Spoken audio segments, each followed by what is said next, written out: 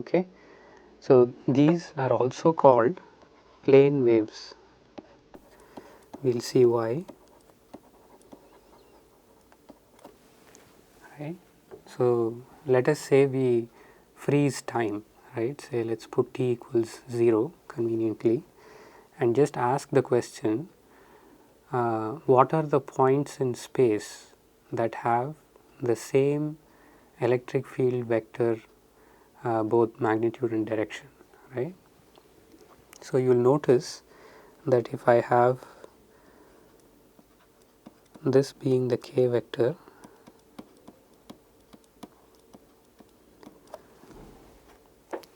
I'll have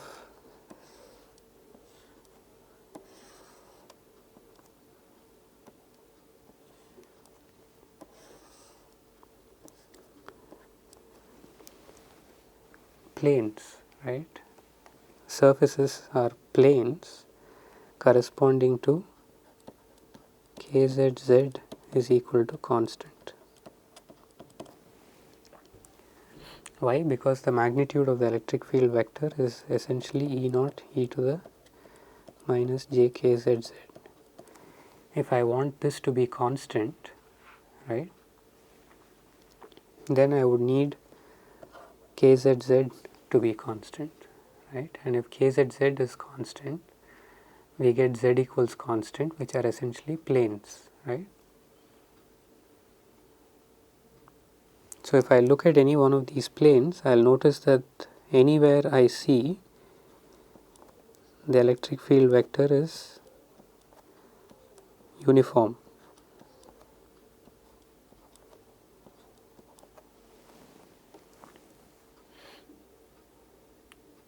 Okay. But if I go from one plane to another plane with a different distance, I may have a different scenario. I may have the electric field all oriented in an opposite direction, but they'll all be the same on that particular plane, right? So any point I go, remember a vector field is one where if I go to any point in space, I'll get a certain vector to determine the both the intensity of the electric field as well as the direction oriented, right?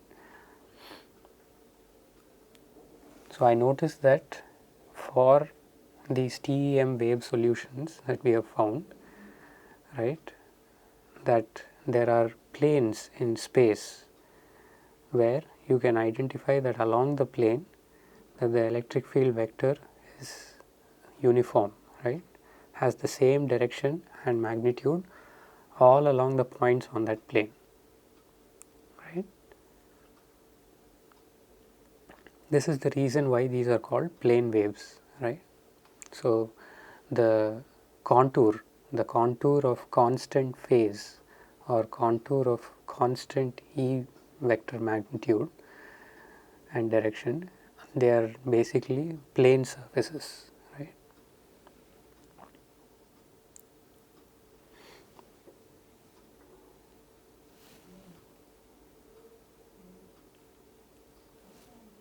Right. So these are uniform plane waves in the plus z direction.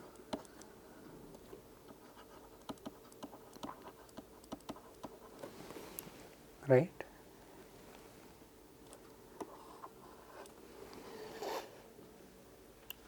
So the solutions that are portrayed in the slide here are uniform plane waves moving in the plus z direction. So if I now asked you to quickly write a solution for a plane wave that is traveling in the minus z direction, that should also have the same form, right, but with small modifications, you should be quite readily be able to do that.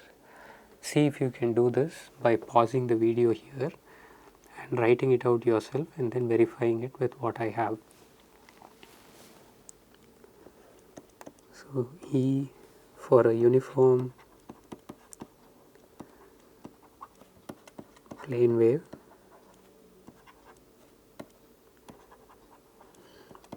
in the minus z direction.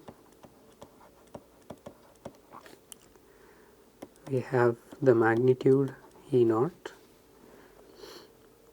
the orientation, let's say, is Ex, e to the plus jk z z, e to the j omega t. I need the sign of z and t to be the same for them to be going in the minus z direction. Okay, so I have my magnitude, I have my direction, I have my spatial variation and temporal variation. Remember, the solution is never complete unless you give both E and H together. Okay, remember, they are interdependent quantities, right? So the Maxwell's equations clearly tell you that curl of E is minus dou H by dou T, which means changing magnetic fields create electric fields, right? And similarly, curl of H is epsilon dou E by dou T, right? So they are interdependent quantities. So one has to specify both electric and magnetic fields in its entirety, right, to be able to say that they have mapped out the entire situation, right? So this time, in order to orient my H vector, remember this was my positive Z, positive X and Y. I have my K vector now pointing in minus Z, and then I have my E vector pointing to the X direction.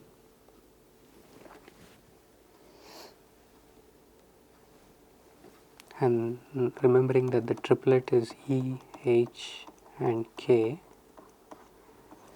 so K cross E should give me the direction for H, right? So K cross E would mean that my H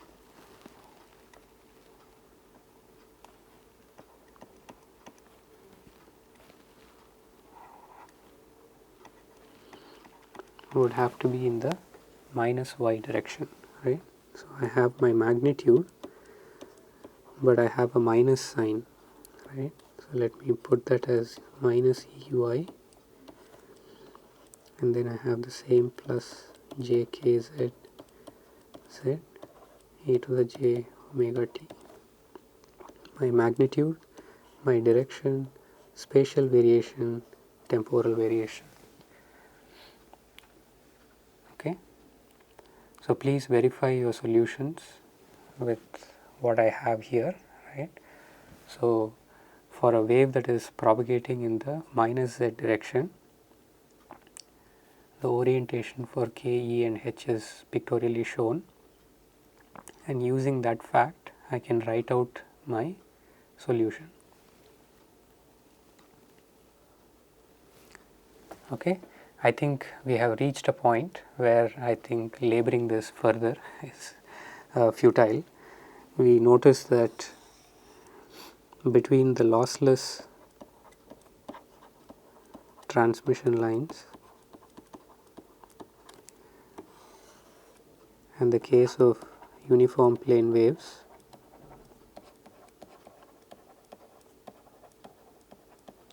right? So in order to have uniform plane waves, remember I need to have a homogeneous, isotropic and source-free regions with no charges or current densities.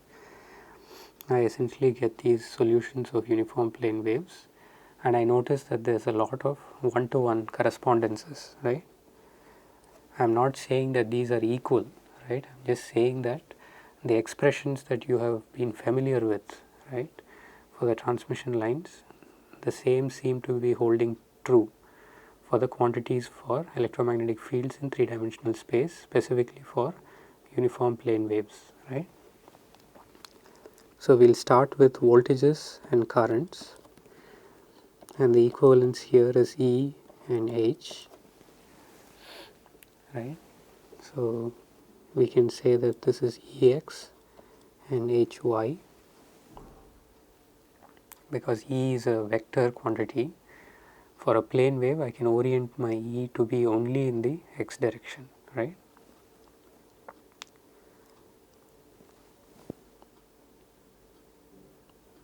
So this is how I could probably look at the three-dimensional field collapsing itself into a one-dimensional function like V and I, right. Next we have the characteristic impedance Z0. Here we have eta. We had the phase constant beta. Here we have Kz. There is no reason that we choose different alphabets. I could have continued to use beta here also. It's just that we introduced the k vector as kxx plus kyy plus kzz. I kind of stuck with that notation.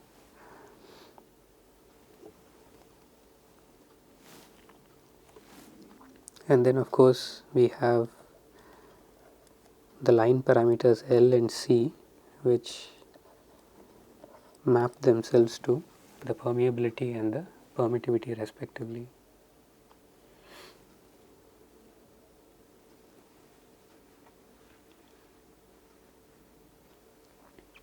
Right. So with this I will probably conclude this session, and we will take it up from here.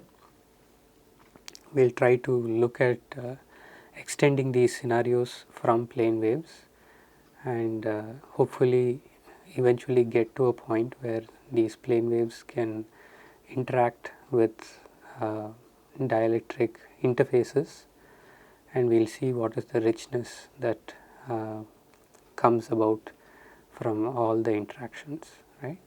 Thank you.